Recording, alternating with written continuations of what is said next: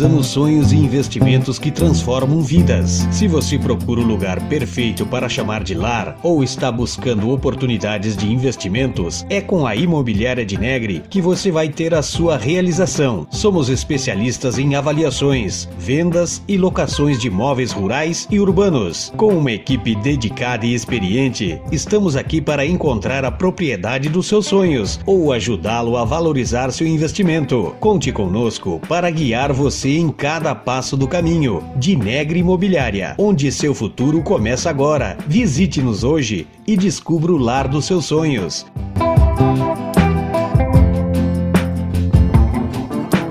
Imobiliária de Negri, sua parceria de confiança no mundo dos imóveis. Entre em contato conosco e juntos vamos transformar seus sonhos em realidade.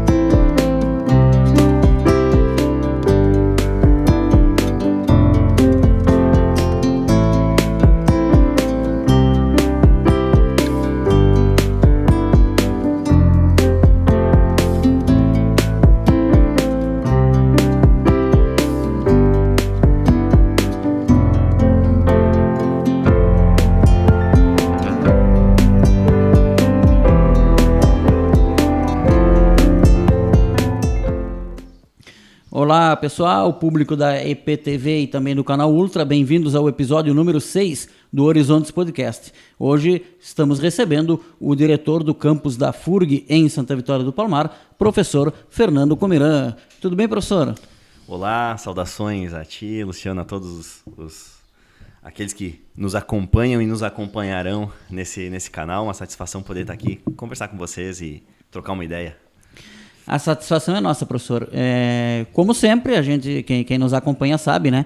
Temos sempre uma pergunta inicial que é igual para todos os convidados e é com ela que a gente começa, professor. E a pergunta é a seguinte: quem é Fernando Comiran? Fernando Comiran é um ex-jovem de 39 anos, professor por profissão da Universidade Federal do Rio Grande, professor de História, historiador, professor do curso de Relações Internacionais. Eu sou filho do Francisco e da Zélia, irmão da Franciele e companheiro da Luana. Tá bem, professor. Henrique Pacheco, essa aí de ex-jovem de 39 nos deixou mal agora. Nos deixou mal. Eu tô com 45, agora me deixou na lona, professor, já de início. Professor, antes da gente entrar no ar aqui, a gente estava conversando antes de começar a gravação, né? Aliás, como a gente é totalmente honesto, estamos gravando no dia 13 de dezembro, né? Mas o senhor dizia que já está aqui há 13 anos, né? Como é que foi esse caminho? Por que tu veio para cá? Foi uma escolha tua ou não? Passou no concurso lá, eu tenho que ir para lá, enfim, como é que tu veio parar em Santa Vitória? Não, foi uma escolha mesmo, né? Eu acho que sou graduado em História pela Universidade de Passo Fundo, né? Me graduei no ano de 2005. Em 2006, 2007, eu me mudei para São Paulo, quando fiz meu mestrado na Universidade Estadual Paulista, sempre trabalhando com História das Relações Internacionais. Isso vai ajudar a explicar por que eu vim para cá, né? E depois retornei para o Rio Grande do Sul, em 2000, e eu sou natural da região norte do estado, né? Morei até os meus 14 anos numa cidade muito pequenina chamada Água Santa, que era distrito de Itapejara, que foi onde eu me mudei aos 14 anos. E Itapejara, só para facilitar para quem não conhece bem o norte do estado, a cidade polo ali... Passo Fundo. Passo Fundo. Itapejara fica a 30 minutos. Eu acho que eu já passei por Itapejara para ir para... Eu tenho um irmão meu que mora em Concórdia, Santa Catarina. Sim, e o cara vai por lá. Eu acho que eu já passei por lá. Passo Fundo, na verdade, isso vai até Erechim, né? Isso, eu vou até Erechim. Entre Passo Fundo e Erechim tem uma entrada que vai para Itapejara. Eu me lembro de ver nas placas, então. Sou natural dali, fiz minha graduação em Passo Fundo, me formei em 2005, como falava, fui para São Paulo, retornei em 2008. E em 2009 eu vim para a Metade Sul, né? Então a minha chegada aqui, a minha primeira vez na Metade Sul foi em 2009. Quando eu me tornei professor temporário, né? A gente chama de professor substituto, da da Conjunto Agrotécnico Visconde da Graça, o KVG. Ah, em Pelotas. E que na época era uma escola vinculada ao UFPEL. Isso.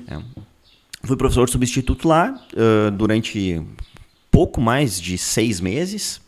E nesse período, eu morando em Pelotas, fiz o meu primeiro concurso para ser professor do Instituto Federal do Rio Grande do Sul, em Rio Grande. Fui aprovado no concurso, então em 2010, eu me torno professor do IFE em Rio Grande. E desse tempo, assumi em fevereiro de 2010 no IFE. Já em abril ou maio teve o concurso o primeiro concurso para professores da FURG em Santa Vitória do Palmar. E eu optei em fazer esse concurso porque era uma vaga para professor de história, justamente naquilo que eu trabalho, que é a história das relações internacionais e história da América Latina, né? E era exatamente dentro, então, daquele meu escopo que eu idealizava trabalhar. E era vaga aqui para Santa Vitória. Isso em 12 ainda. Em 2010. 10. E eu fui aprovado nesse concurso também, e em agosto de 2010, então, eu assumo como professor aqui em Santa Vitória. A vaga era para cá, então eu fiz o concurso para assumir em Santa Vitória. Não tinha outra margem ali no concurso. Era uma vaga dedicada para cá. Eu nunca tinha vindo para cá. O concurso foi realizado em Rio Grande, e eu conheci Santa Vitória no dia que eu tomei posse. Eu entrei em exercício, na verdade. No dia que vem para assumir. Vim para assumir. Cheguei aqui ao meio-dia e dei aula às 7 da noite, né? Isso foi em agosto de 2010. E desde então, iniciei minha trajetória aqui na FURG, e aqui em Santa Vitória do Palmar. Já são 13 anos, mais de 13 anos. Chegou aqui, foi para a sala de aula sem saber onde ia dormir? Eu sabia porque me tinham indicado naquele momento um hotel, né? Então, aquele início, né? A gente chega... Eu passei por isso em 2013. Quando eu fui morar em Taquari, eu não conhecia, nunca tinha ido lá. Cheguei lá, fiz entrevista de emprego a meio-dia, trabalhei já de tarde sem saber onde ia dormir. A hora que terminou o expediente que eu fui para ver, né? Por isso que eu perguntei. Não, eu realmente cheguei, busquei na internet ali um hotel, fui acolhido num hotel, um hotel Mirante, inclusive. Ali foi meu primeiro contato em Santa Vitória. E não conhecia absolutamente ninguém aqui. Ninguém. Né? Eu era um extraterrestre aqui em Santa Vitória. E fui então me acomodando. O curso era o curso na época, a universidade estava no seu primeiro ano aqui em Santa Vitória. Funcionava provisoriamente na antiga ABB, né? na saída para o porto ali. Foi ali, primeiro ano, era uma turma só de alunos do curso, de um curso só nós tínhamos, que era o curso de turismo. Hoje são 5, depois a gente vai com certeza falar sobre isso. E trabalhei então esse primeiro ano ali na antiga ABB, no curso de turismo. E foi aquela turma de alunos, né, os primeiros alunos da FURG em Santa Vitória, do curso de turismo, acabaram se tornando os mergulhões que me acolheram, né? Me acolheram de fato, né? Me apresentaram a cidade, me apresentaram as pessoas, e eu fui a partir daí criando esse vínculo que se estende já há 13 anos. Pá, que legal escutar de ti isso, porque isso tem uma relação interessante, né? Então, a gente é colega de área, então, né? Eu sou sociólogo, somos todos das humanas, né? Que o pessoal diz que a gente é meio louco, né? Mas aí eu digo que a turma do meu irmão lá, que é da física, eles é que são os loucos. Na verdade, ninguém é louco, né? Tudo é brincadeira. Mas assim, muito legal tu contar isso, porque, né? Esse podcast aqui, ele tem inclusive o nome de Horizontes, porque a gente quer sempre trabalhar a história dos convidados, mas também olhando para frente, né? Por isso que tem esse negócio do horizonte. E, cara, que legal é contar e escutar de alguém que escolheu vir morar aqui, fez o concurso para morar aqui e está aqui há 13 anos. Porque isso é uma coisa que a gente sofre muito aqui, né? Tu já deve conhecer a história da cidade. Todo mundo que é jovem sai. Eu, por exemplo, saí. Eu vinha te contando hoje vindo para cá, né? Eu morei... Cara, eu acho que eu morei metade da minha vida praticamente fora daqui. Se não foi metade, é quase, né? Por quê? Por conta que é uma cidade pequena, que tu era obrigado a sair para estudar e tal, né? E com a vinda da FURG quebra um pouco isso, né? Quer dizer, claro, obviamente que não tem todos os cursos que tem numa universidade, uma cidade grande, isso é óbvio. Mas já dá, de acordo com a área que tu for seguir, tu não precisa sair daqui para estudar. E isso eu acho uma diferença fantástica, assim, a partir da chegada da FURG. A FURG, ela chega em 2010 e ela vem com uma proposta... Eu acho que essa talvez seja uma das questões que nem sempre é facilmente compreendida, né? A universidade, quando ela chega, ela vem com a perspectiva de, ao mesmo tempo, gerar um espaço de desenvolvimento, porque naturalmente traz pessoas de fora, e hoje nós temos, talvez a maior parte dos nossos alunos são de fora de Santa Vitória, então isso é um fator agregador para a cidade, porque traz pessoas de fora, traz recursos, movimenta a cidade, traz outras culturas, né? Mexe um pouco com essas estruturas culturais, assim, isso é muito interessante. E em todo, onde a universidade choquezinho cultural. Isso acontece em todos os espaços. Para os dois lados, né? Para os dois lados. Para eles também, né? Para a ideia da alteridade, né? Para os alunos também que se deparam com um espaço que eles não conhecem, com rotinas, com cotidianos, com práticas culturais que muitas vezes eles nunca viram, né? E vice-versa. Mas, ao mesmo tempo, também a universidade, e isso não é algo imediato, isso é na média duração, a universidade também permite um horizonte de transformar determinadas realidades. Porque ela vai capacitar pessoas, vai formar pessoas que podem sair daqui, mas muitas ficarem aqui e, com essa formação, poder, quem sabe, transformar esses espaços. Ou seja, a ideia do horizonte, de pensar à frente. Acho que a universidade tem um pouco desse papel. Às vezes ela não é muito compreendida nesse sentido, né? Às vezes simplesmente se pensa que a universidade é formar mão de obra que vai lá apertar parafuso. Não é necessariamente isso, né? É formar pessoas, formar cabeças para pensar e refletir o contexto em que elas estão inseridas. E a universidade reflete e pensa muito isso, né? Inclusive, quando o curso de turismo, o primeiro curso, são 5 cursos aqui, né? O primeiro deles foi o curso de turismo.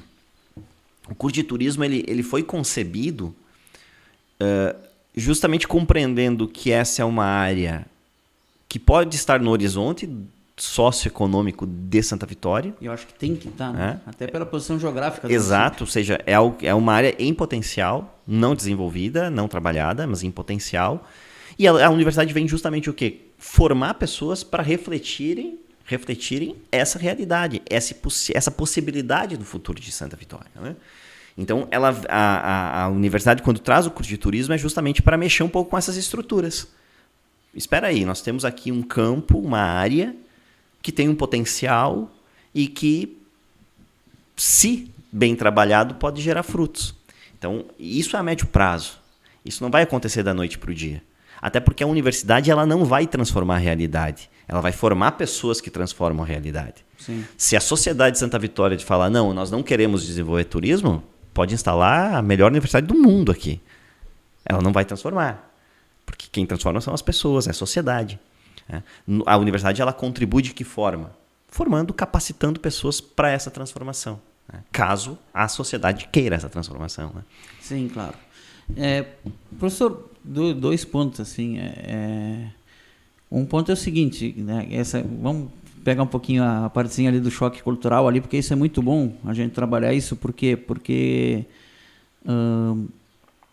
nós fomos por muito tempo uma comunidade muito fechada em si mesmo, né?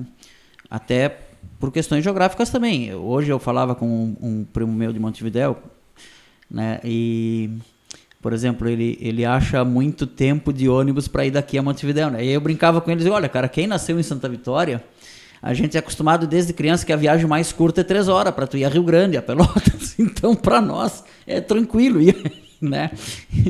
E, então, tem essa questão. E aí eu pergunto assim, se tu que venha do norte para o sul do Rio Grande do Sul, tá? Ainda tudo é Rio Grande do Sul, mas já tem diferenças. Muitas. Os dois comem churrasco, mas churrasco é feito de um jeito diferente. Né? São coisas diferentes. Os dois tomam chimarrão, mas é feito de um jeito diferente.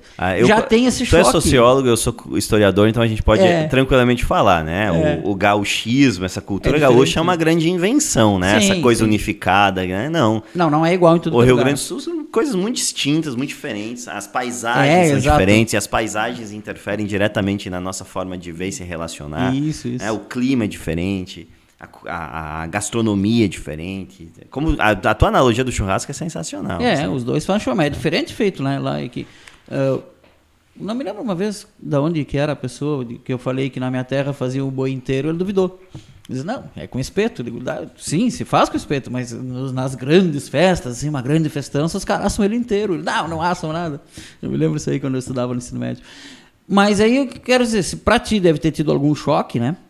Eu fico imaginando para essa gurizada que vem de tudo que é lugar do Brasil, né? Que vem de São Paulo, que vem de... Sim. Enfim, tem praticamente do Brasil inteiro. Tem gente Brasil aí, todo. né? Eu acho que aqui, se tu me der alguns segundos, eu nomeio todos os estados que já estiveram e estão aqui. Nós temos hoje 5 cursos aqui no campus, né? Já consolidados. Turismo. Né? Curso de turismo, que é o primeiro, né? Em 2010. Aí em 2015 chegaram os cursos de hotelaria, comércio exterior, relações internacionais e um tecnólogo em evento, curso de tecnologia em eventos. Então são 5 cursos. 3 deles que dialogam entre si, que é eventos, hotelaria e turismo, que fazem parte de uma área, né? Sim. E os outros 2 que dialogam entre si, que é comércio exterior e relações internacionais, justamente pela posição de fronteira, de trânsito entre países, etc.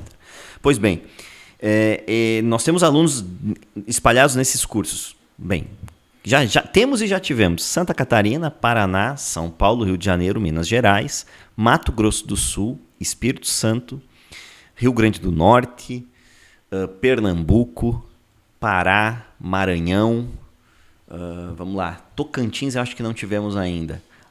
Amazonas, alunos de Manaus, sim. Tivemos do Amapá e de Rondônia. Distrito Federal, Goiás. Acho que só não tivemos de Sergipe, Alagoas, mas não tenho certeza. Sergipe, Alagoas. Acre não deve ter tido. Acre não tivemos. Acre, Amapá, Roraima, esses e Mato difícil, Grosso. né? Mas Roraima não tivemos, mas Pará tivemos. Pará teve. Temos. Então, realmente de todos os cantos, de todas as regiões do Brasil, todas as regiões. Muitos alunos paulistas, muitos mineiros, né? E que essa é uma questão que eu costumo falar muito. Todos esses estudantes, eles literalmente atravessam o país para vir estudar em Santa Vitória. E a maioria da gurizada vem no início do semestre e só volta no fim, né? No fim, Não é todos que têm dinheiro para estar indo e vindo a toda hora. Em geral, assim, os alunos com melhores condições financeiras, eles vêm em fevereiro, março, retornam em julho para suas casas, voltam para cá em agosto. Eu estou falando de uma exceção. A maioria fica o ano todo. Nem na férias do inverno o pessoal vai? Porque às vezes você tem ali nas férias do inverno 15, 20 dias. E aí não compensa o dinheiro. Dependendo das questões financeiras, eles não se deslocam. Então, eu sempre tenho destacado muito isso. O Brasil tem se deslocado aqui para estudar aqui na FURG, aqui em Santa Vitória.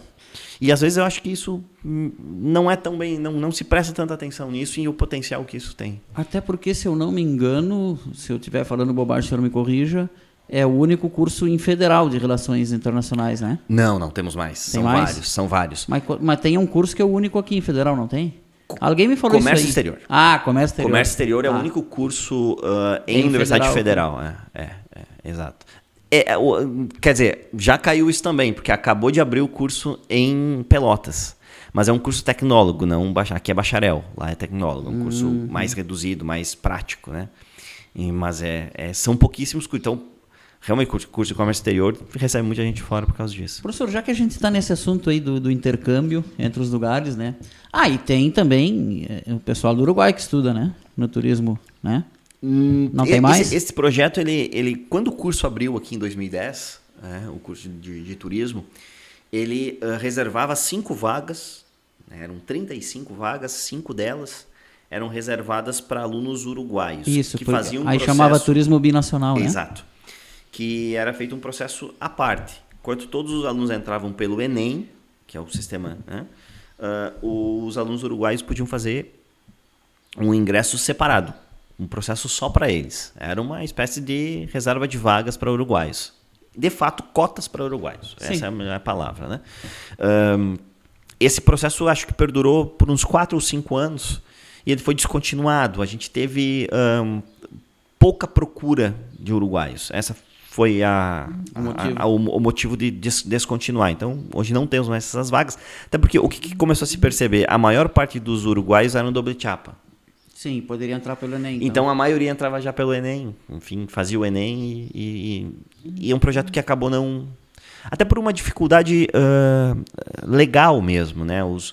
Os uruguaios, se eles vêm fazer aqui o curso, um uruguaio que não seja doble chapa, por exemplo, se ele vem fazer o curso aqui, ele se forma, o diploma daqui não é automaticamente validado no lado do Uruguai. Tem que fazer uma prova lá, então, tipo revalida deles. Exato, então é um processo que realmente não deu certo. A intenção foi muito boa da universidade, mas não avançou. A gente tem pensado em algumas formas de lapidar isso, para quem sabe retomar algo nesse sentido, para os 5 cursos do campus, mas é ainda algo muito incipiente que não temos muito. Já que estamos nesse papo aí do intercâmbio, vou te fazer mais uma pergunta nesse sentido, mas agora é o seguinte, eu quero, se tu lembrar de cabeça, obviamente, não precisa expor ninguém, tá?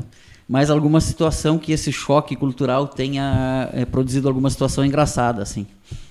Choque cultural. Essa relação de quem não é daqui com quem é daqui. Daqui a pouco o cara pede uma coisa que na região dele significa uma coisa, que significa outra. Mas, enfim, qualquer situação. Eu acho que o choque cultural, assim, de memória eu não vou lembrar, mas aconteceram casos de alunos que chegaram em Rio Grande e só ali souberam que o campus era em Santa Vitória. Aí chegaram em Rio Grande para se matricular. Na FURG. Não, é lá em Santa Vitória, tem mais 250 quilômetros à frente. E aí, não acredito, porque isso aconteceu mais de uma vez. Mais de uma vez. E essa turma lá de cima deve reclamar muito do frio, não? Quando chega junho. Reclamam. Essa é uma história engraçada. Eu tenho um aluno, agora eu lembrei dessa. Tem um aluno que do Rio de Janeiro, formado em comércio exterior, de Niterói, ele é. Formado em relações internacionais, em comércio exterior, e agora ficou para terminar relações internacionais, vai fazer tirar os 2 diplomas.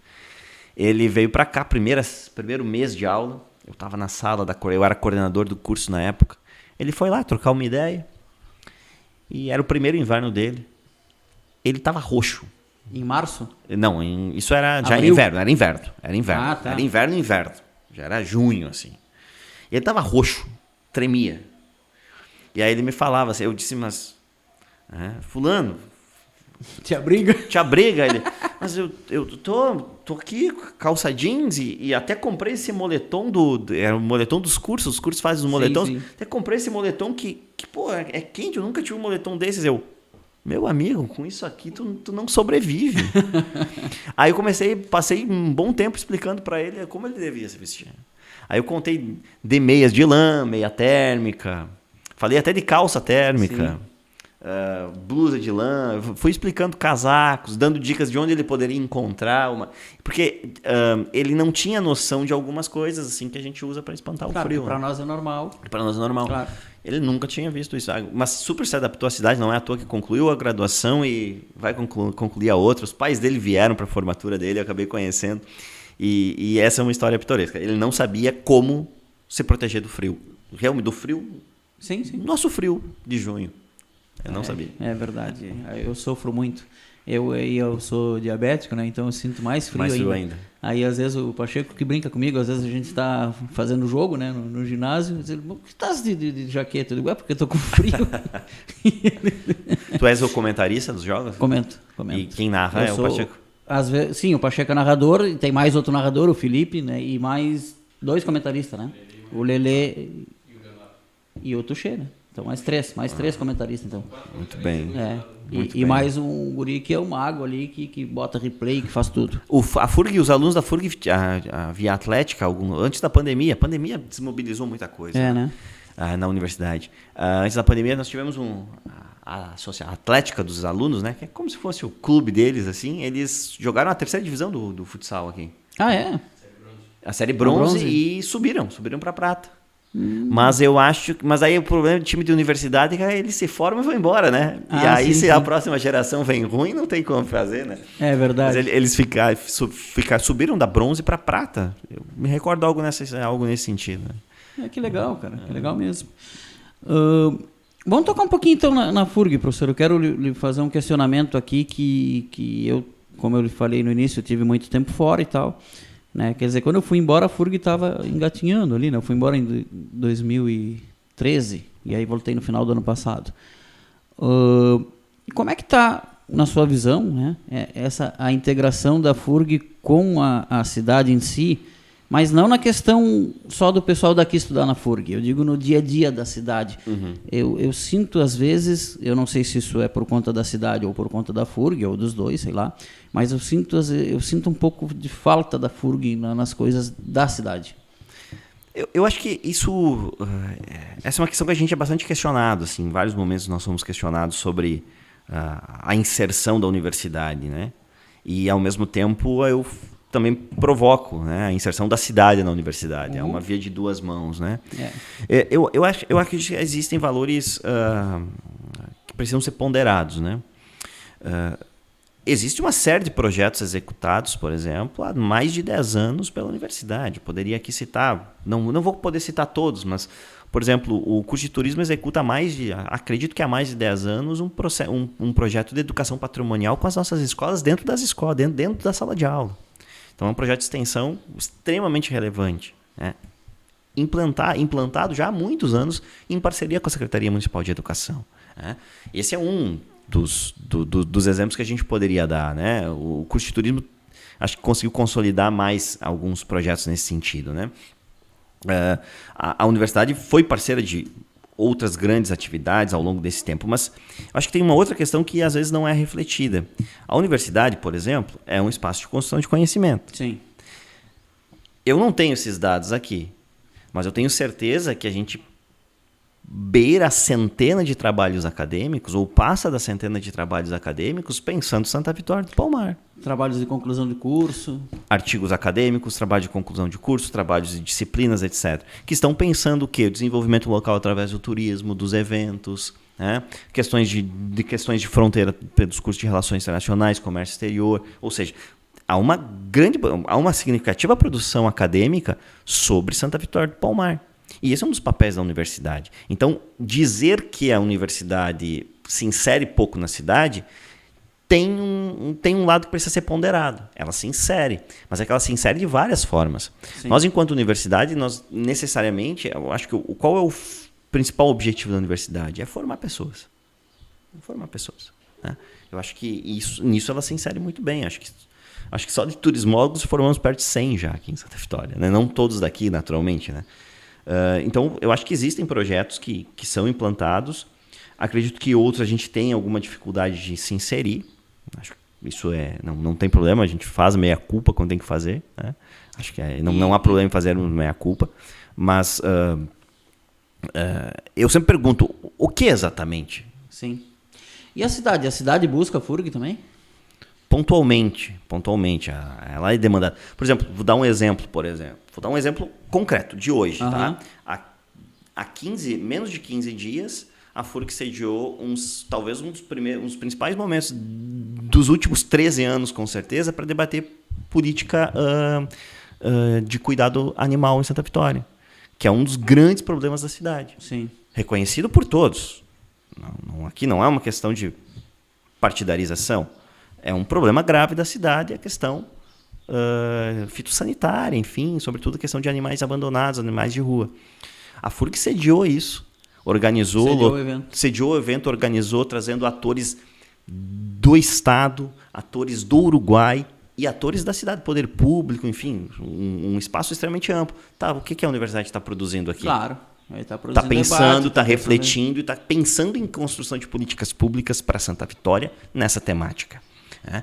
Então, eu estou dando exemplos, poderia, se a gente for parar aqui e puxar tudo, né? Se eu pudesse, vamos né? Em linhas gerais. Então nós temos exemplos que vão se acumulando com o tempo. Nós somos procurados, somos demandados, essa é uma demanda da sociedade. A sociedade demandou isso através de determinados atores, demandaram essa pauta foi abraçada, foi debatida, etc. Né? E aí, é claro, nós temos, acho que, alguns limitantes, sim.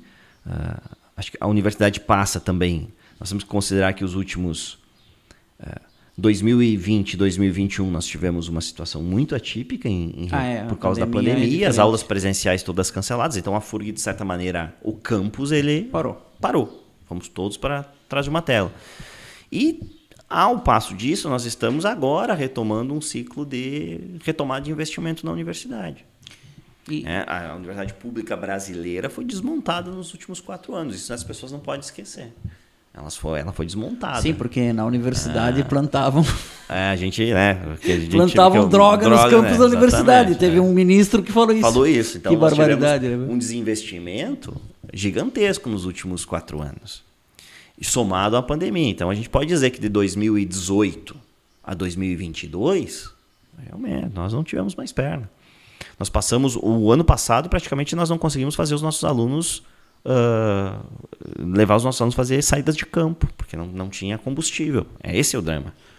Professor, eu sou bacharel, né? E aí, esse ano, resolvi fazer as pedagógicas para poder dar aula de sociologia, né? No ensino médio, né? E duas coisas me chamaram muito a atenção. Uma foi um artigo que o professor Homero um dia me deu para ler, e era um artigo, na Zero Hora, um artigo que falava que estava diminuindo o número de matrículas em cursos de licenciatura. Uhum. E outro, e aí foi na prática, tá, que me chamou muito a atenção também, é que eu fui dar aula para o médio, né, no estágio. Cara, aí eu fui fiscal do Enem também. Poucos do ensino médio fazendo Enem. Sim. Poucos. Sim. Isso aí meio que me assustou, cara. Será que é só daqui ou é geral esse negócio aí? Hoje nós estamos... nós não temos problema de falar disso. Eu sou de uma instituição pública, então tudo é público, né? A gente não omite nada. Hoje nós estamos com, na nossa taxa histórica desde 2015, talvez com um dos piores índices de número de matrículas aqui no campus. Tivemos Aqui no campus? Aqui no campus, né? Estamos com o menor número de alunos, acho. Se a gente for fazer... Obviamente, quando só tinha um curso, tinha menos alunos, mas depois que se constituem os 5 cursos e temos 4 turmas de cada, naturalmente, hoje, sem dúvida alguma, é o pior momento de número de matriculados. E isso não é um fenômeno só de Santa Vitória, isso é um tanto que geral. Brasil, né? Nós tivemos, e aqui não tenho problema nenhum de assumir minhas posições, nos últimos 4 anos, nós também tivemos não só um esvaziamento do investimento na universidade pública, mas também uma grande campanha de desmoralização do ensino público brasileiro. Então, estar na universidade pública deixou de ser... Legal, né? Legal, né? E aí os dados, o Censo da Educação que saiu esse ano, mostra um número menor de matrículas no ensino superior presencial e um crescimento no ensino superior EAD. Uhum. Né? Embora as taxas de evasão no EAD beirem os 80%. Então, sim, eu estou fazendo essa licenciatura no EAD. O meu bacharelado atrás foi no presencial. E é verdade isso aí. Eu me lembro que no início do semestre, por exemplo, uma turma lá, sei lá, tinha 80, 90 pessoas, terminou com 30, 40. Nós também temos evasão no ensino presencial, que é alta.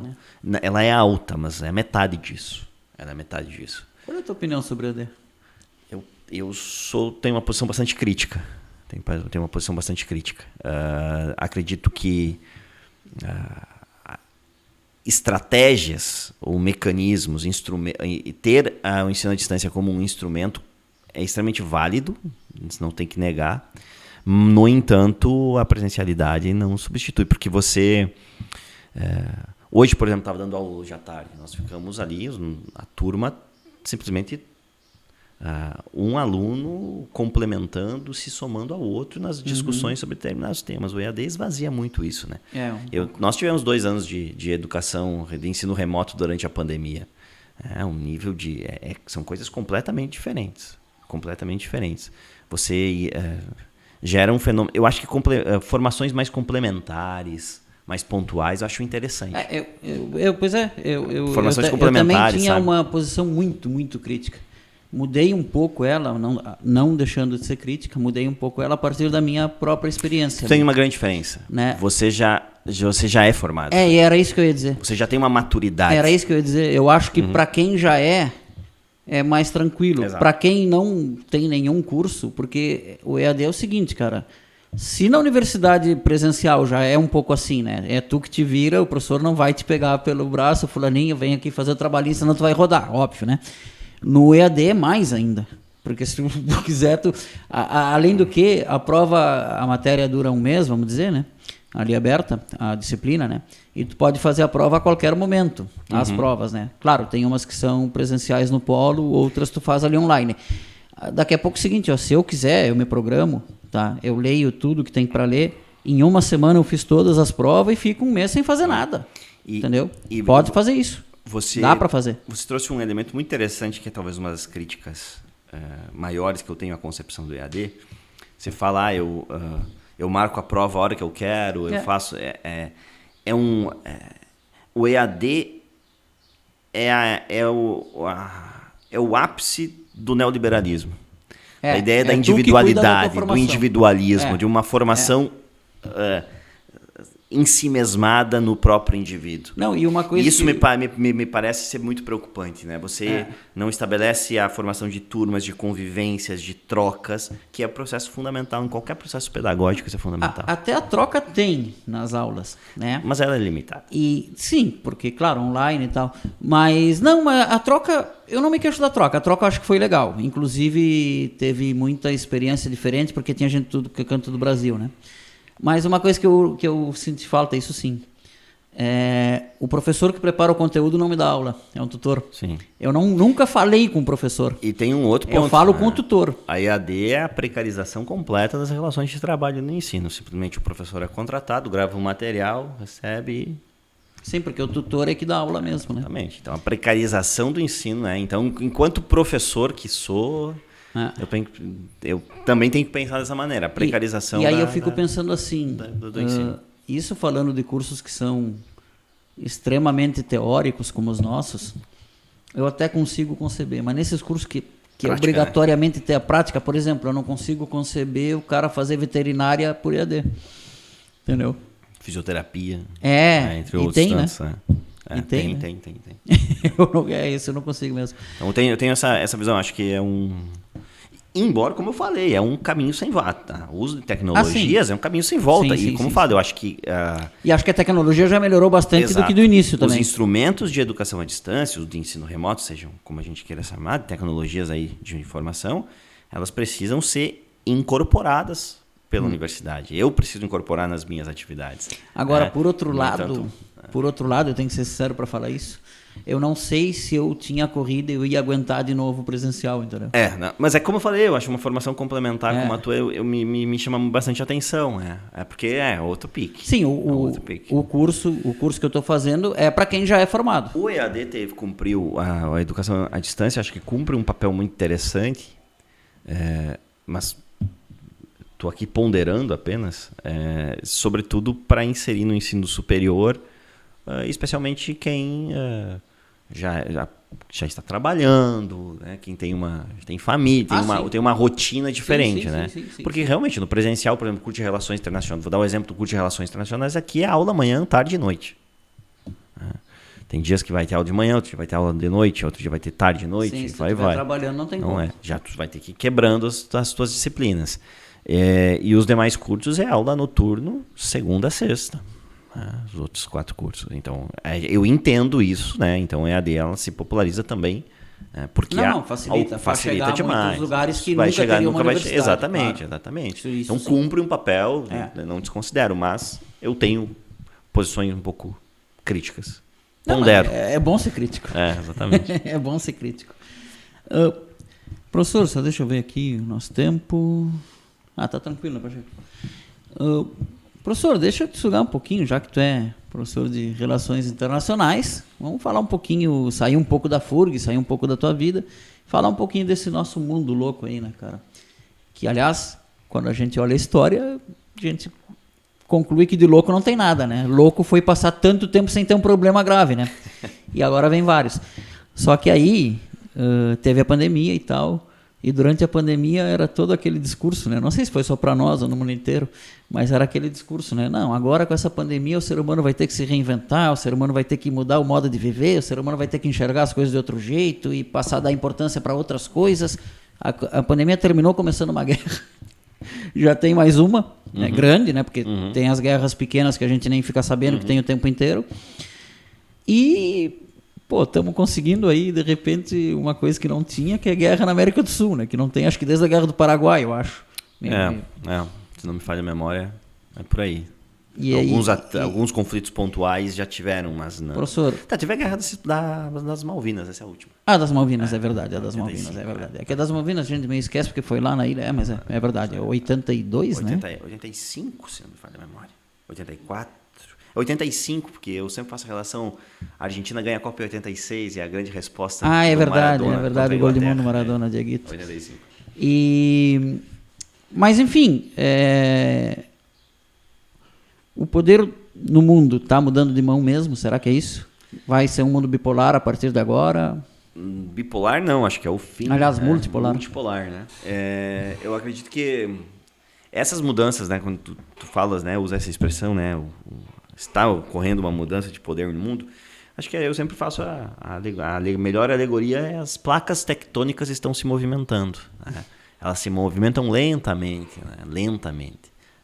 Ou seja, as relações de poder do ponto de vista internacional, global, elas são mudanças que ocorrem quase sempre na longa duração, na média duração, né? Aqui sendo bem brodeliano, né? Puxando o Fernando Brodel para cá. Embora, claro, você tem momentos na história disruptivos que revolucionam, mas isso são revoluções, não é o caso. Né? A Revolução Russa pode ter sido isso. Né? A Revolução Francesa foi isso. E as revoluções não são tão rápidas também. Exato. Elas se chamam revoluções, mas duram anos para acontecer. Anos, exatamente. A gestação dela costuma demorar muito tempo. Então nós temos esse movimento de placas tectônicas nas relações de poder. Eu sempre uso alegoria. Olha, a Grã-Bretanha se consolidou. Na verdade, antes disso, né, você tinha os impérios, sobretudo espanhol e português, que foram esses impérios. Obviamente, posso retornar ao Império Romano, mas não vou retornar lá. Vou pegar isso da história mais moderna, né? Você teve o Império Português e Espanhol, que até basicamente o século XVII, XVIII, né? Do XVII para o XVIII, começam a perder a liderança dessa balança, né? dessa corrida do poder mundial, muito em função da ascensão da Inglaterra, que vai então se constituir como a grande força, a grande hegemonia internacional ao longo do século XVIII e XIX. E no final do XIX você começa a ter lentamente uma mudança de quem está carregando esse bastão, né, da hegemonia mundial, que é a mudança da Grã-Bretanha para os Estados Unidos, que vai ser questionado pela União Soviética, Guerra Fria, mundo bipolar do século XX. Isso se esfalece no final dos anos 80, nos anos 90. E, basicamente, nos anos 90 a gente tem aí um poder inquestionável, né, que vinha se consolidando desde o final do século XIX, que é o poder dos Estados Unidos. E acho que hoje é inevitável, isso está mudando. Isso está mudando, as placas tectônicas estão se movimentando nitidamente. Novo, né? Ascensão da China, mas me parece que, mas não é me parece, a impressão que eu tenho é que essa ascensão da China não é necessariamente o ressurgimento de uma ordem bipolar, bem pelo contrário. Acho que a China vem justamente para trazer um momento de multipolaridade, com a Rússia, com a Índia, com o Brasil, que quer ou não pode ser, quem sabe, um player ali, um jogador desse sul global, um ator preponderante, mas você tem outras relações de poder. A União Europeia, Estados Unidos, né? Aí você tem os BRICS ali, né, tentando estabelecer esse BRICS ampliado, né? Esse BRICS ampliado, ou seja, percebe que o mundo caminha para uma relação de multipolaridade, que questiona naturalmente a ideia de um poder hegemônico que se consolidou, digamos assim, depois, especialmente do fim da Guerra Fria. Antes de te perguntar o que eu vou te perguntar do Brasil, porque eu acho importante a gente conversar isso aqui, mas nesses players aí que tu falou, né, a Europa está enfraquecida, né, para o que já foi. Tá. Acho que a União Europeia é uma experiência... A União Europeia é uma experiência que vem pós-Segunda Guerra Mundial, né? Então, a quase autodestruição da Europa forçou os Estados europeus a se unirem. Essa é a grande explicação, né, para a formação da União Europeia. Mas é um bloco muito, muito difuso, né, com questões culturais, políticas, com assimetrias econômicas gigantescas e que necessariamente não é uma tarefa tão simples de manter unido, né? Então, acho que a Europa tem passado, sobretudo, por ascensão de discursos hoje ultranacionalistas, que discursos ultranacionalistas necessariamente são, em tese, contra a integração europeia. Então, você tem a ascensão da ultradireita, né, os nacionalistas pelo Brexit na Inglaterra, agora uma ascensão significativa na Espanha, na França, na Alemanha. Você tem então um movimento, me parece, europeu ali de retomada de discursos mais nacionalistas, que se contrapõem à proposta de União Europeia. Isso prejudica muito eles. No entanto, a União Europeia, embora tenha esse processo de crescimento dos nacionalismos, eu me questiono até que ponto a sociedade europeia vai querer deixar de viver as vantagens da União Europeia. Né? Porque você tem vantagens ali inquestionáveis. Né? Tu tem vantagens que eu não sei até que ponto eles vão querer. Eu vi uma reportagem um tempo atrás sobre a saída do Reino Unido, né, da União Europeia, que o remédio ficou mais caro na Inglaterra. Porque a União Europeia compra todos os países juntos, né? Uhum. E aí, claro, tem menos preço, né? E aí, a partir disso, o remédio subiu o valor na Inglaterra. O livre trânsito, as pessoas transitam. Trabalham em lugares também. Exato. De forma num lugar valem todos. Exato. Né? Livre trânsito de pessoas, de mercadorias, de mão de obra. São vantagens que a União Europeia alcançou e eu não sei até que ponto que o cidadão europeu vai querer abrir mão disso, né? Eu morei um tempo lá, né? Fiz uma parte do meu doutorado na Espanha. E o que mais me chamava a atenção era se você estava na universidade. Eu estou para dizer que eu fiquei na Universidade Complutense de Madrid, estudei um ano na Complutense de Madrid.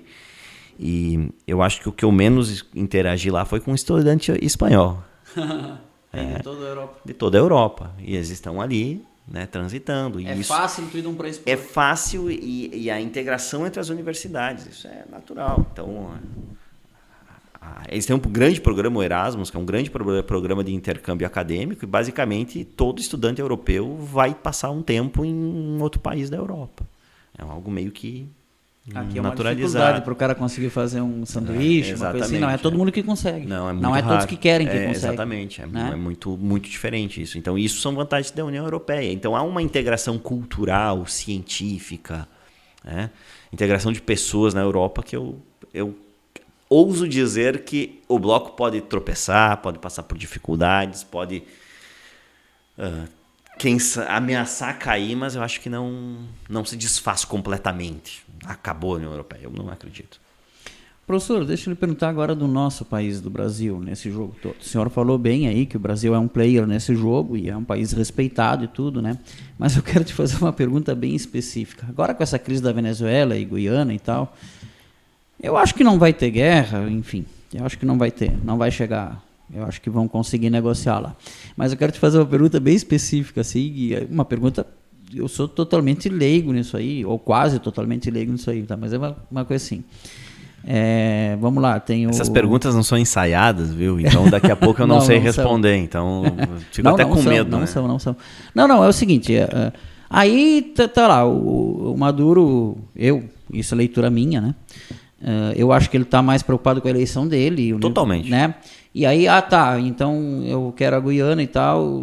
Aí vem alguém e diz assim, olha, não tem como passar, porque é tudo rio e serra, não sei o que. Tem que passar por dentro do Brasil. O Brasil diz, opa, não, aqui por dentro não vai passar. E aí nós mandamos 14 blindados para lá. E eu li uma manchete assim, ó, o Brasil triplica o número de soldados na fronteira com a Venezuela. Aí eu fui ver, eram 30, passaram a 610. Só com soft power, o Brasil não vai conseguir participar desse jogo. Vai ter que ter força também. Todos têm. E aí é o seguinte, aí a gente entra numa coisa, problema nosso aqui, porque nós ainda temos medo que nossas forças armadas sejam muito armadas. Pelo que foi em 64, enfim. Entendeu? Cara, como é que faz isso o Brasil, entendeu? Eu particularmente penso que não haverá intervenção pelo território brasileiro. Tá, e o Brasil sabe disso. Sabe nitidamente que não vai acontecer. Maduro não faria essa cartada. Não daria essa cartada porque... dos poucos aliados que ele ainda tem. Exatamente. Vai queimar exatamente. Vai queimar eu acho que isso não acontecerá. Até porque eu aqui não saberia pormenorizar, mas existem outros meios de acessar a Guiana que não seja passando pelo Brasil. Tá? A Venezuela tem isso. Só que a composição desse jogo da Venezuela, acho que o início da tua pergunta já meio que mata a charada. Ele tem um sentido, obviamente um sentido de interesses econômicos e geopolíticos por parte da Venezuela, né? Econômicos por causa do petróleo da Guiana, geopolítico por causa da presença da Shell e dos interesses dos Estados Unidos na Guiana, que está financiando a exploração e aí arranja do petróleo. Pretexto histórico, que é lá a divisão que foi há 100 anos atrás. Exatamente. No entanto, a explicação por ordem interna me ajuda eu acho que nos ajuda a compreender melhor essa posição do Maduro, né? Questionabilíssima posição do Maduro, que é justamente você criar uma amarra interna para o processo eleitoral. Ele assumiu compromissos que vão ter eleições limpas na Venezuela ano que vem, e ele está justamente tentando criar todo um discurso, uma narrativa nacionalista, etc. Para ganhar a eleição. E inclusive tentando trazer atores internos que necessariamente não seriam seus apoiadores. Então me parece que é um jogo nesse sentido, um movimento já antevendo, quem sabe, uma saída, uma solução. Não acredito... Ficarei surpreso. Não estou dizendo que não haverá um avanço, até porque se ele for fazer um avanço na Guiana, uma ocupação desse aqui, né, do território, tem que ser aquele avanço... Ele tem que ocupar todo aquele território em 24 horas. Sim, porque senão os Estados Unidos vão entrar. Exato, ele tem que ocupar em 24 horas e ocupou, vamos negociar. Senão não, e eu não sei até que ponto ele tem capacidade para isso, até pelas características do território. Mas se a gente for fazer aqui, por que eu acho que essa ordem interna da política venezuelana precisa ser mais bem compreendida? Eu sempre trabalho com meus alunos, eu dou aula de política externa no Brasil, na FURG, a minha área de atuação. A política externa ela é compreendida inicialmente pela política interna. Então, você não entende, você não tem capacidade de compreender uma política externa, seja de qualquer país, se você não compreender as relações de força internas e que compõem aquele governo. O Zelensky está pedindo dinheiro para os Estados Unidos está com medo de dar por causa que tem eleição lá. Exato, é essa a situação. Os arranjos internos eles são fundamentais para compreender qualquer política externa de um Estado. E essa posição do Maduro tem gerado uma relação de certa comparação. Toda comparação tem que ter muito cuidado, porque são momentos históricos diferentes, mas uma comparação muito forte com o governo da ditadura militar da Argentina com a Guerra das Malvinas. Era um governo que estava caindo, né, sem apelo popular nenhum, e os militares começam aquele discurso, imperialismo britânico, né, contra o imperialismo, contra o posse do nosso território, porque por direito é nosso, e de fato tudo indica leva a crer que seja, do ponto de vista do direito internacional, e aí começa todo aquele discurso para legitimar um discurso, uma posição para tentar ganhar sobrevida ao governo. Eu acho que tem uma situação muito parecida, porque o discurso do Maduro é muito parecido. É o imperialismo dos Estados Unidos através da Shell. Sendo que nesse momento, com o governo Biden, que afrouxaram os como é que se diz? Faltou a palavra. Que impede o comércio ali, os bloqueios, né? Foram afrouxados no governo Biden. No governo Biden, exatamente. Quer dizer, agora na melhor situação da Venezuela nos últimos anos, logo agora. Exatamente. Então parece que esses fatores internos precisam ser colocados na balança para compreender os movimentos. Tá, mas e o Brasil nisso? Tu não acha que o Brasil, para ser player mesmo, nós vamos ter que ter força armada uma forma. Não dá para dar um problema e dizer, não, vamos mandar 14. Os blindados saíram aqui do Rio Grande do Sul. Leva 20 dias para chegar lá. Primeiro tem que ir até Manaus, aí pegar um barco, cara. A situação... Se alguém fosse invadir o Brasil de verdade, já estava invadido.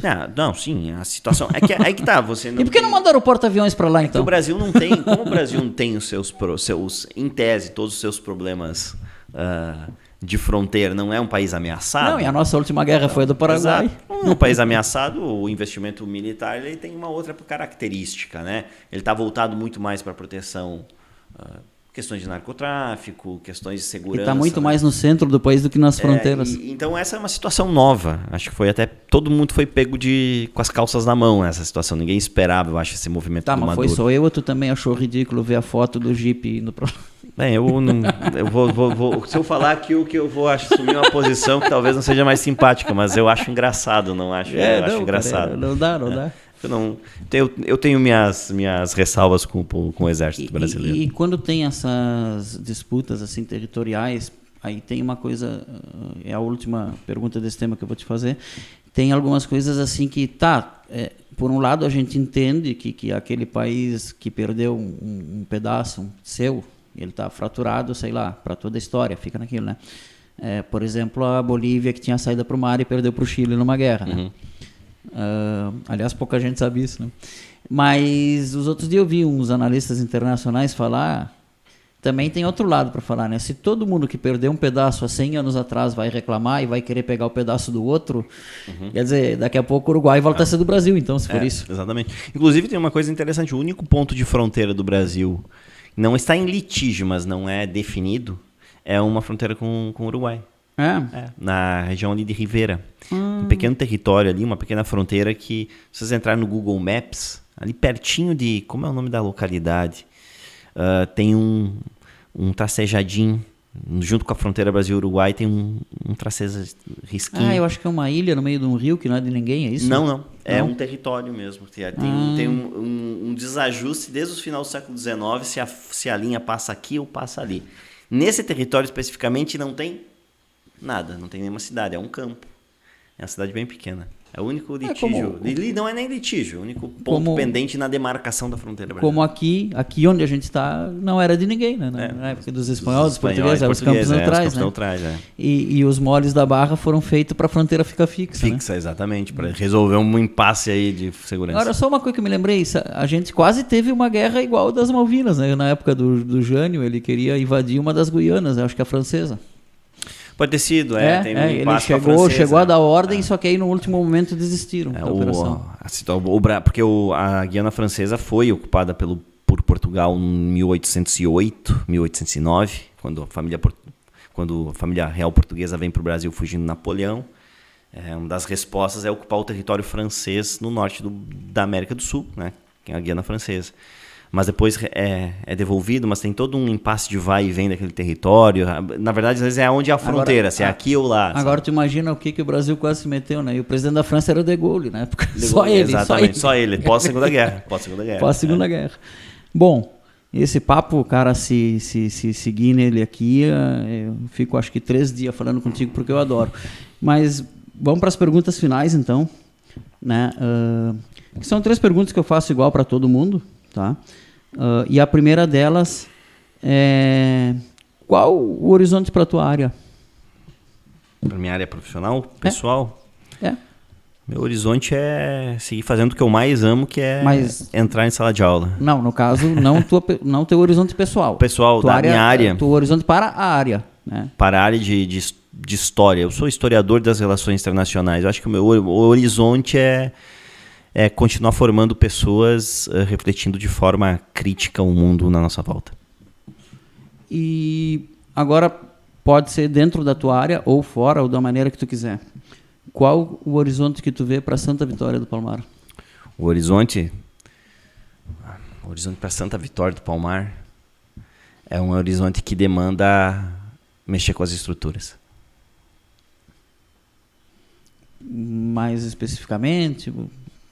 Diversificação de matriz produtiva, sobretudo da matriz produtiva. Legal. E por último, agora sim, qual o teu horizonte pessoal? Meu horizonte pessoal, eu acho que é seguir feliz dentro da sala de aula, que é o lugar que mais me deixa feliz. É onde eu me realizo pessoalmente, profissionalmente, é a sala de aula, sou apaixonado por ela. E eu acho que é isso. Meu horizonte é poder envelhecer dentro de uma sala de aula. Beleza. Professor, faltou alguma coisa que o senhor gostaria de dizer? Acho que era isso. Só a próxima vez vamos falar de futebol também. Vamos falar de futebol também, né? Todo mundo gosta de futebol aqui, sim, né? Sim. Então tem que falar de futebol a próxima vez. Não, com certeza. Vamos falar de futebol, mas com certeza. De repente podemos até trazer ele no debate aí do futebol, né? Vamos ver se o professor é só acadêmico ou se sabe também. O meu problema é não sei se eu consigo acompanhar o futebol amador aqui, né? Mas a gente tenta. Não, e tá bem interessante. Agora começa o praiano, muitos times aí. E os campeonatos de futsal e praiano aqui são um sucesso. O campo tá legal, mas podia estar melhor. Isso me chama muita atenção aqui em Santa Vitória. Futsal, o pessoal gosta muito. O futebol, assim, eu chamo futebol de várzea, né? Futebol amador. E me chama muita atenção. Assim, eu sou um apaixonado por futebol e especialmente por futebol amador. Ou de baixas divisões, eu gosto muito disso, né? E isso me chama muito a atenção, assim, você tá andando pela cidade num domingo e o estádio do Vitóriense está cheio, o estádio do Brasil está lotado, assim, isso me chama muito a atenção. Tá, já que tu tocou, então vou fazer uma pergunta extra. Tu é perto de Passo Fundo, né? Isso, Mas tu torce pro Passo Fundo ou tu torce pro Grêmio, pro Inter? Grêmio ou quem? Ou Inter. O que é Inter? Eu não conheço isso. Eu desconheço isso. Eu desconheço o que é Internacional. Então fechamos, eu sou gremista também.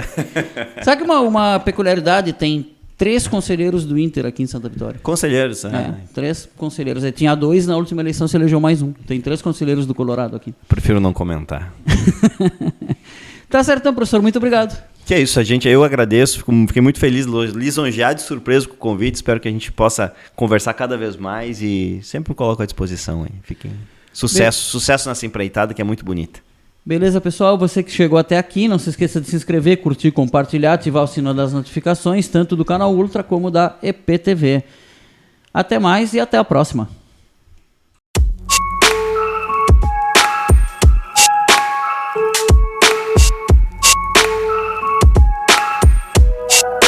Na Imobiliária de Negri, realizamos sonhos e investimentos que transformam vidas. Se você procura o lugar perfeito para chamar de lar ou está buscando oportunidades de investimentos, é com a Imobiliária de Negri que você vai ter a sua realização. Somos especialistas em avaliações, vendas e locações de imóveis rurais e urbanos. Com uma equipe dedicada e experiente, estamos aqui para encontrar a propriedade dos seus sonhos ou ajudá-lo a valorizar seu investimento. Conte conosco para guiar você em cada passo do caminho. De Negri Imobiliária, onde seu futuro começa agora. Visite-nos hoje e descubra o lar dos seus sonhos.